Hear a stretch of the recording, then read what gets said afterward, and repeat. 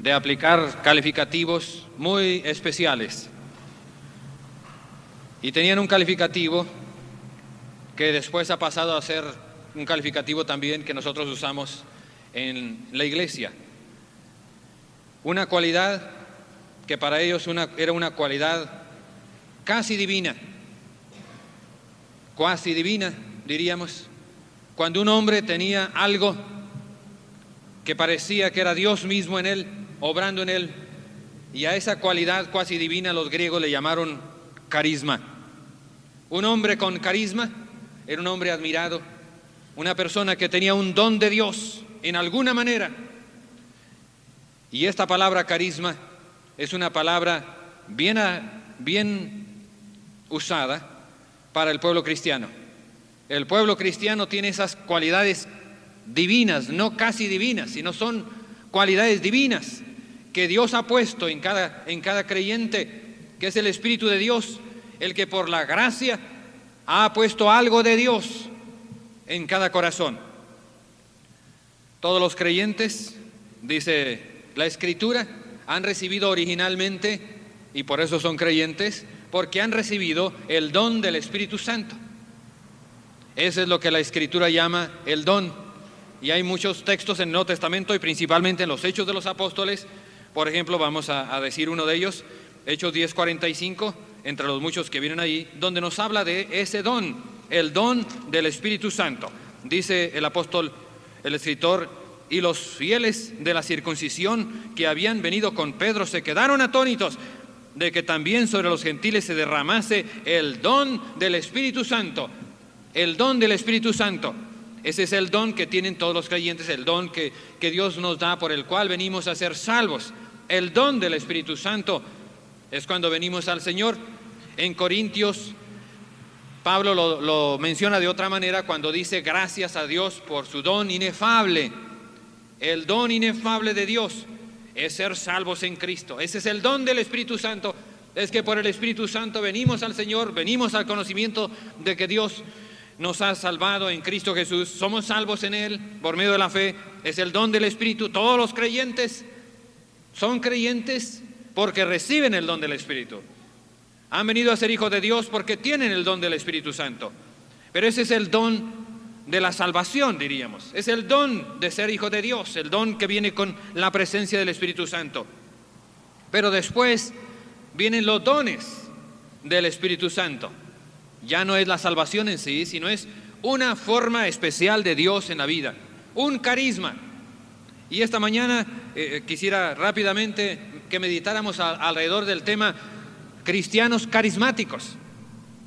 Los hijos de Dios son carismáticos, tienen algo de Dios. Su vida tiene que reflejar algo de Dios, o como Pedro lo dice aquí, algo de la multiforme gracia de Dios. La gracia de Dios tiene muchas formas de manifestarse en la vida, además de la forma de salvación. La gracia de Dios es salvación primeramente, pero después de salvación viene un don que Dios da a cada creyente, un don especial, un carisma especial. Es el carisma con el cual el creyente ha de distinguirse en el pueblo cristiano. Cada creyente ha de ser reconocido por su carisma, el carisma que Dios le ha dado. Por eso decimos, los cristianos son cristianos carismáticos. Debemos ser cristianos carismáticos, somos cristianos carismáticos, aunque la palabra carismático se use ahora en otro sentido, pero en realidad en el sentido correcto, cada cristiano es un cristiano carismático porque tiene un carisma de Dios, porque ese carisma es algo de Dios en su vida, no solamente la regeneración y el nuevo nacimiento, que ya es de Dios, sino un don especial de Dios con el cual se distingue. Es el carisma de Dios en la vida cristiana. Este carisma es exclusivo, y que nos disculpen los que no son creyentes, pero es un carisma exclusivo del Hijo de Dios. No lo puede tener quien no ha llegado primeramente a la salvación. Quien no ha venido a la redención y al nuevo nacimiento por el Espíritu Santo no tendrá jamás un carisma de Dios, ese carisma que solamente Dios da por su Espíritu a los creyentes, a los que han llegado a ser hijos de Dios. Por eso el primer requisito para llegar a tener el carisma de Dios es haber nacido en el Espíritu de Dios, haber venido al conocimiento de Cristo, ser un hijo de Dios, como dice Juan 1:12. A todos los que le recibieron, a los que creen en su nombre, les dio potestad de ser hechos hijos de Dios. Y ahí está la característica. Los que ya han sido hechos hijos de Dios han recibido ese carisma, el carisma. Por lo tanto, el cristiano es un cristiano carismático desde el momento en que ha nacido de nuevo. El Espíritu de Dios ha puesto algo allí, y es como Pablo dice ahí, el Espíritu le da algo según Él quiere. El carisma es un don de Dios, pero es un don de Dios de acuerdo como Dios quiere. No es el don que nosotros queremos tener, no es el don que el hombre quisiera tener, sino el don que Dios le da. Es un don que ha venido de Dios. Y dice Pablo, acá en 1 Corintios 7:7, dice estas palabras en cuanto al don. Dice, cada uno tiene su propio don de Dios. Uno a la verdad de un modo y otro de otro. Cada uno tiene su propio don de Dios, dice en la parte central. Después de que dijo que quisiera más bien que todos los hombres fuesen como yo, inmediatamente después dice, pero cada uno tiene su propio don de Dios.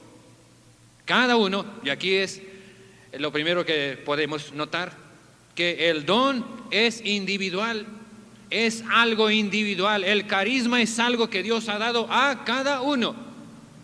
Dios no quiere tener, el Señor no quiere tener dentro de su pueblo a creyentes frustrados, a creyentes que se sientan tan inútiles que no pueden hacer nada, que piensen y digan, bueno, yo no puedo hacer nada. Yo veo que el hermano puede hacer esto y que el otro hermano puede hacer esto, pero yo no puedo hacer nada. Dice, Dios no ha llamado a cristianos frustrados, Dios no ha llamado a cristianos para que sean inútiles, sino que le ha dado a cada uno un don, un carisma con el cual puede servir a Dios, con el cual se va a distinguir.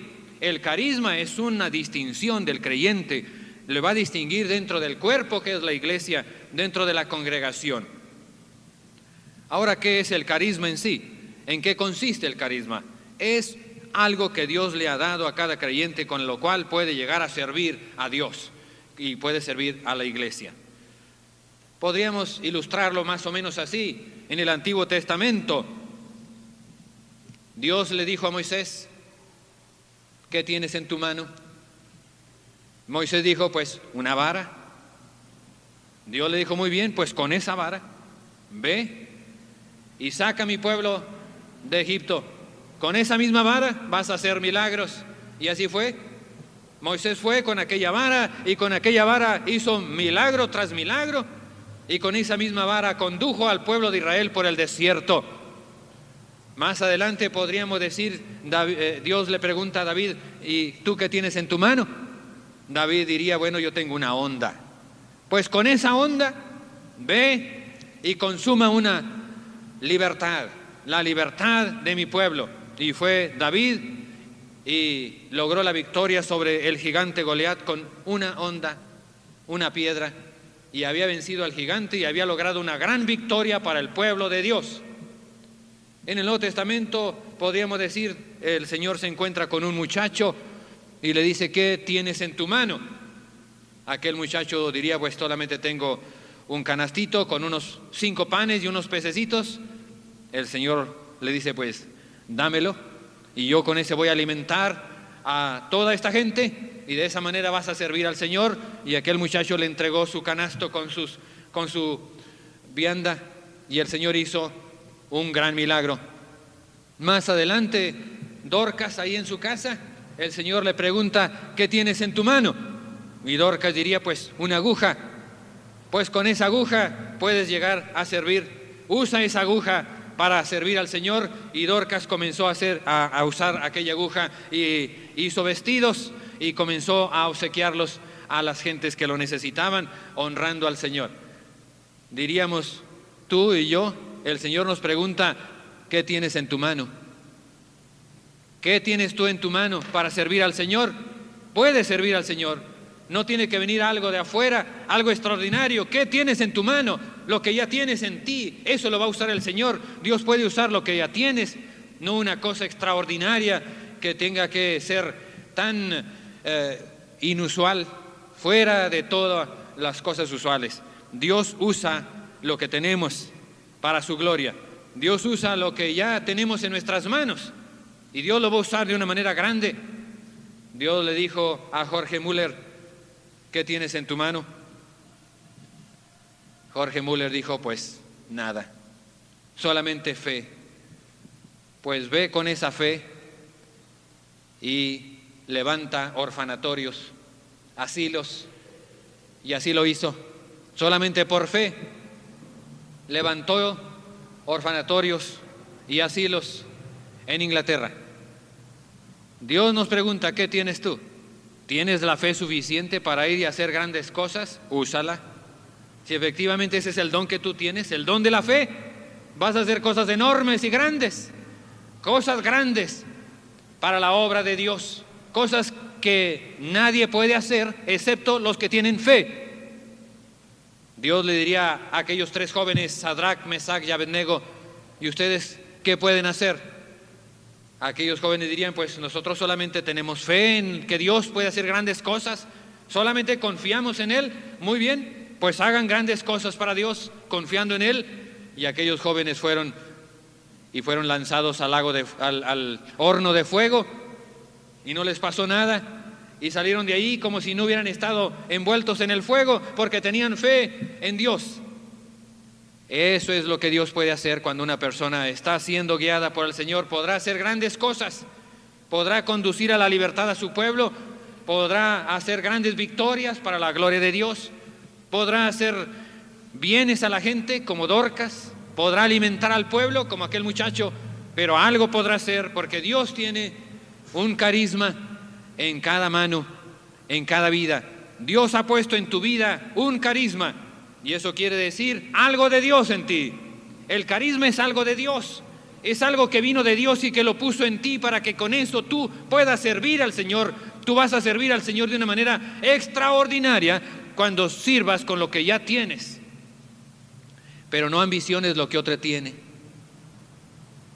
Me he encontrado en la vida muchos que quieren predicar a fuerza. Yo quiero ser predicador. Me dice: bueno, pues comience a predicar. No, pero yo quiero predicar ahí en el púlpito.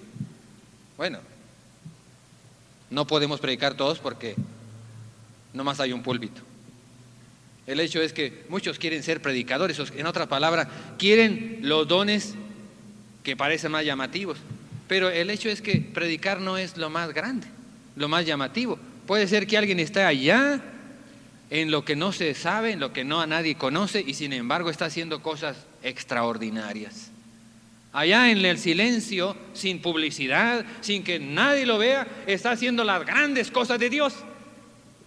El hecho es que solamente tenemos que ponernos en las manos de Dios y hacer lo que Dios quiere. Hay algo que Dios quiere que hagamos. Cada uno tiene el material en su mano.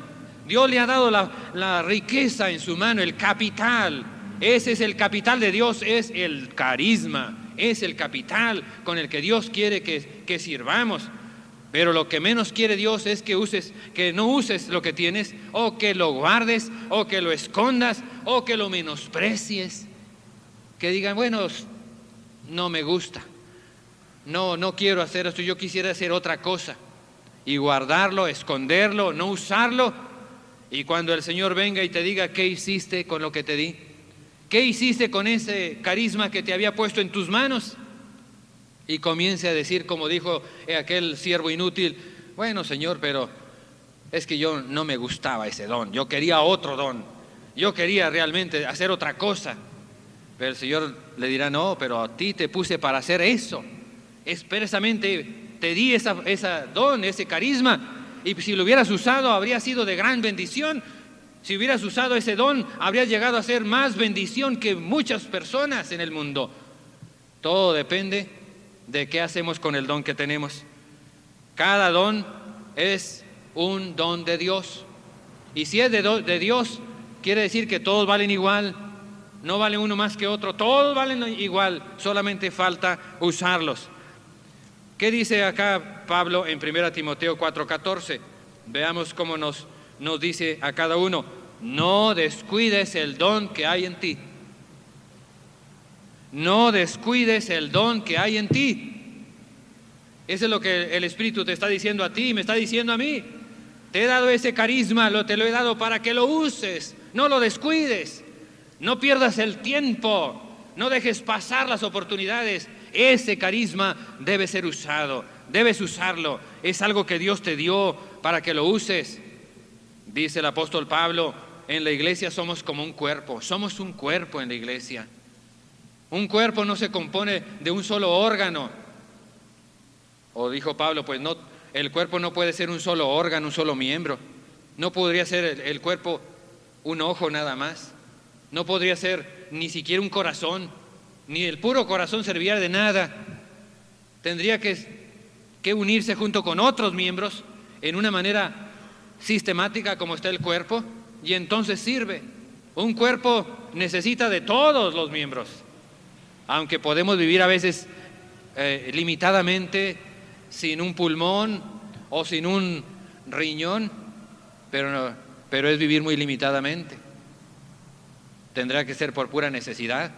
Pero quien quiera vivir plenamente necesita 2 ojos, 2 oídos, 2 pulmones, 2 riñones y todo completo, 2 piernas, 2 brazos, para que así pueda vivir plenamente. Pero a veces parece que el cuerpo que es la iglesia, a veces le falta un brazo, o a veces le falta algún otro órgano del cuerpo, porque quien tiene ese carisma está descansando, o no ha venido a tomar parte activa en lo que debe hacer, no está tomando su lugar, cuando para que el cuerpo funcione se necesita que todos los miembros estén trabajando. La maravilla del cuerpo es que todos nuestros miembros trabajan, cada uno está haciendo su función. Cada uno está trabajando en lo que tiene que hacer y hasta dejamos de pensar en el cuerpo. No tenemos que estar pensando que ahora tengo que respirar y ahora tengo que dejar de respirar, porque lo está haciendo automáticamente sin que nos demos precisamente cuenta. No tengo que estar ordenándole al estómago que trabaje, que deje de trabajar, porque lo hace su trabajo. Dentro de la iglesia, hermano, nosotros somos los miembros del cuerpo y ocupamos un lugar importante. Aunque fuéramos la célula más pequeña, como decía la escuela dominical, la célula más pequeña dentro de la iglesia es importante. Ninguna célula en el cuerpo puede decir, bueno, yo soy la última célula, no me necesitan, pueden trabajar sin mí, van a hacer lo mismo si trabajo o no trabajo. Pues cada célula en el cuerpo la necesitamos. ¿Qué pasaría si un grupo de células se ponen en huelga y dice ya no vamos a trabajar? No estamos de acuerdo con el cuerpo, con lo que está haciendo y nos ponemos en huelga y no vamos a trabajar. Pues la verdad es que nos traerían problemas a todo el cuerpo. Nos traerían problemas a todo el cuerpo. Dentro de la obra de Dios no hay huelga. Es un derecho que no tenemos los cristianos. El Señor nos ha llamado a trabajar y tenemos que hacerlo. Y vamos a trabajar en el oficio, en la operación, en el área en el cual Dios nos ha capacitado. Y debemos hacerlo con gusto, es la otra cosa. Hay que hacerlo con gusto y con alegría, porque estamos sirviendo al Señor, porque lo que hacemos lo hacemos para la gloria de Dios. No lo estamos haciendo para que los hermanos luego nos aplaudan o luego nos den un diploma, nos digan, hermano, aquí está porque ha servido al Señor.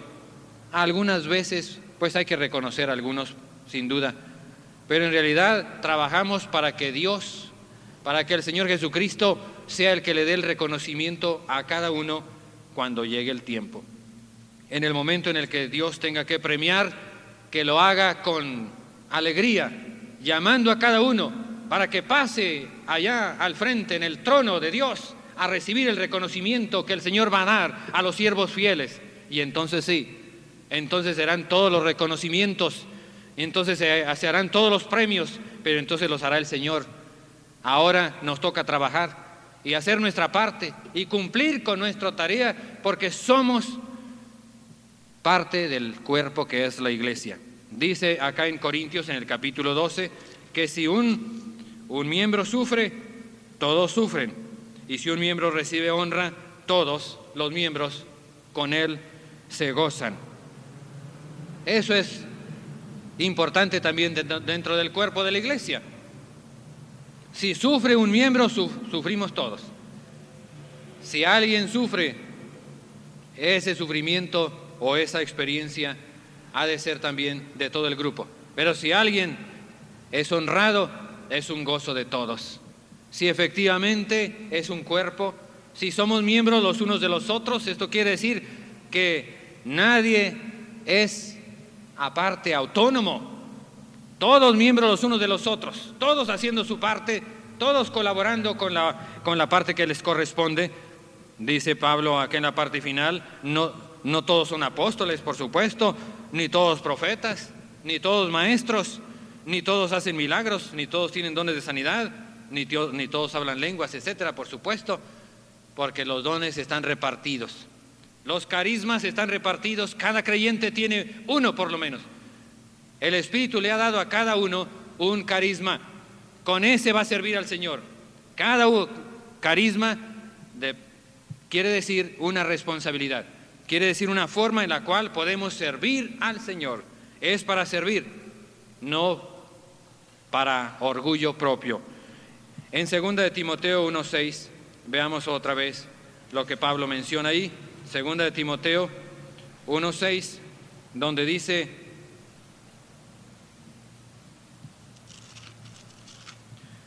por lo cual te aconsejo que avives el fuego del don de Dios que está en ti. Te aconsejo que avives el fuego del don de Dios. Porque el don de Dios es realmente el fuego de Dios. El don de Dios, el carisma, es algo que vino por el Espíritu de Dios, como el fuego de Dios que fue puesto en tu corazón. Pero no lo apagues, no lo estés cubriendo. Hay que avivarlo. En lugar de esconderlo, hay que avivarlo, hay que reavivarlo. De ahí vino la palabra avivamiento. Avivamiento precisamente es eso, ponerle fuego, ponerle más fuego a las cosas de Dios, ponerle más fuego al entusiasmo y al gozo de servir al Señor, que el don de Dios sea enaltecido. Y si tú has recibido un don de Dios, quiere decir ya tienes un trabajo que hacer. Es un ministerio, ese es el ministerio con el que Dios te ha distinguido. Eres un ministro de Dios, pero el ministro para un área que nadie la puede ocupar. Nadie va a hacer el trabajo de otro cristiano. Apenas podríamos hacer el nuestro. Apenas cada cristiano podría cumplir, si acaso con su propio ministerio, no va a poder hacer el de otro. Así es de que nadie va a hacer tu trabajo, tú tienes que hacerlo. Cada cristiano tiene que hacer su trabajo porque para eso ha sido llamado. Así, entonces, dice la Escritura, el Espíritu ha repartido, ha distribuido a cada uno en lo particular como Él quiso hacerlo. Hay algo en tu mano ahora. Tienes algo en tu mano desde que viniste al conocimiento del Señor. Dios te puso algo en tu mano. Ese carisma de Dios, dice Pedro, ahora debe ser buen administrador. Necesitamos buenos administradores de los dones que Dios nos ha dado. Somos administradores y un administrador tiene que usar lo que tiene o no es administrador. Hay que usar todo lo que tenemos, pero administrarlo bien. Hay que administrar lo que Dios nos ha dado. Y si lo que Dios te ha dado ha sido el don de servir, pues úsalo. Dice el apóstol Pablo en Romanos una palabra, dice, úsese. El que tiene este don, úselo. Y Pedro dice, el que tiene el don, ministrelo. Y cualquiera de las dos palabras, úselo o ministrelo, van exactamente al mismo punto. Hay que usarlo. Hay que usar como buenos administradores lo que Dios nos ha dado. Y si alguien comienza a dudar qué es lo que Dios le ha dado, pues es tiempo de que comience a buscar qué es lo que Dios le ha dado.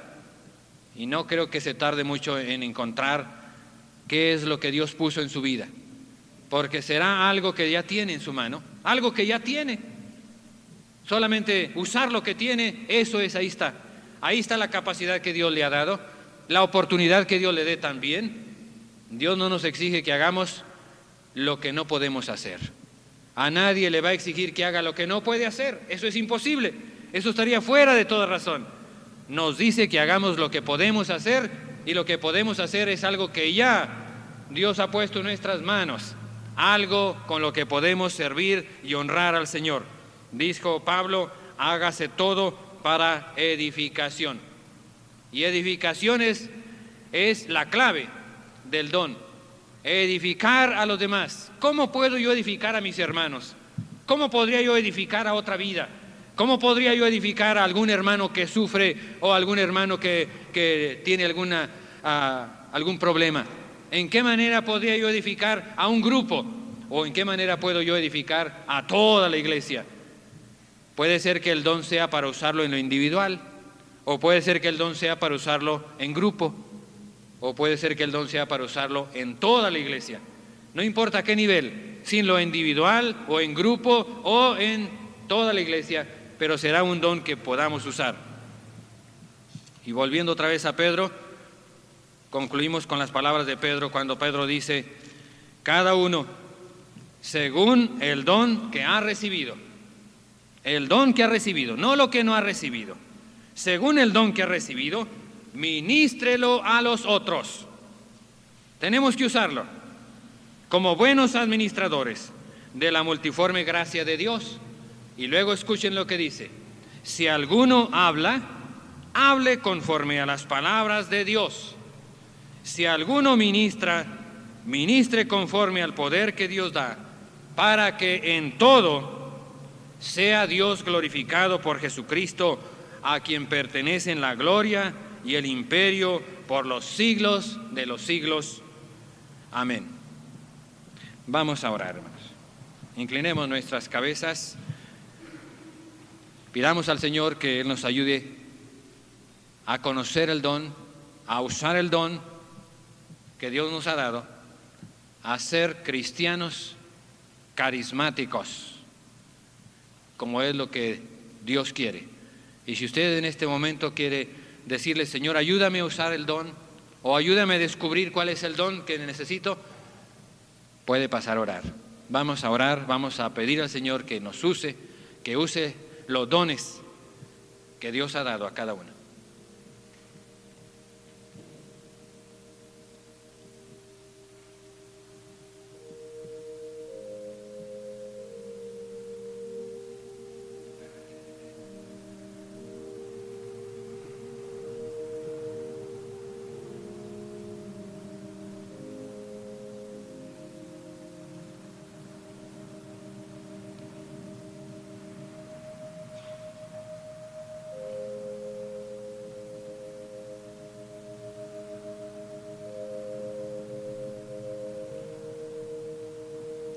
Puestos de pie, vamos a orar.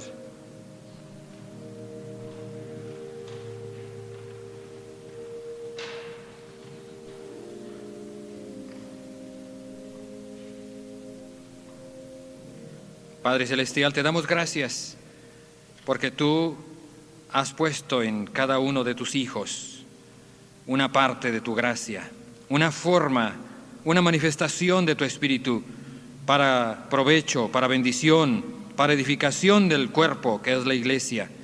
Gracias, Señor, porque cada uno tiene esta bendición tuya. Nadie ha quedado excluido. Gracias, Padre Celestial, porque con ese don tú nos has capacitado para servir. Tú nos has capacitado, Señor, para ser útiles, para glorificar tu nombre. Ahora, Señor, concede que cada uno podamos usar ese don, podamos ministrarlo a otros, podamos glorificarte. Bendice a mis hermanos que han pasado al frente. Te ruego, Padre Celestial, que tú les ayudes a usar su don, a descubrir aquella capacidad por medio de la cual, Señor, tú has determinado usarlos. Bendice a cada uno, Padre nuestro, y glorifícate en sus vidas, que el uso de sus dones pueda llegar a ser de tanta trascendencia que toda la iglesia y que todo tu pueblo pueda ser bendecido por ese don que tú has puesto en sus vidas. Gracias te damos por ellos y por cada uno, Señor, de tus hijos aquí reunidos esta mañana, en el nombre precioso de Cristo Jesús. Amén.